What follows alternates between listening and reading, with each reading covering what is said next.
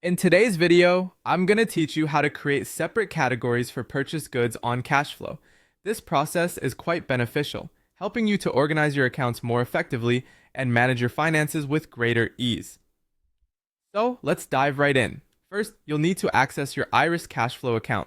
Once you're logged in, you'll find yourself on the main dashboard, which houses all the essential tools you'll need. In the top menu, look for the Settings tab and give it a click. This will take you to a page where you can manage various account settings. On the settings page, you're going to focus on the sales codes area. Find sales codes among the options and click on it. Sales codes are particularly useful for classifying your different categories of sales and purchases, so this step is crucial in setting up your financial structure. Once you are in the sales code section, it's time to define a new sales code. You have the option to type in a new name for a sales code.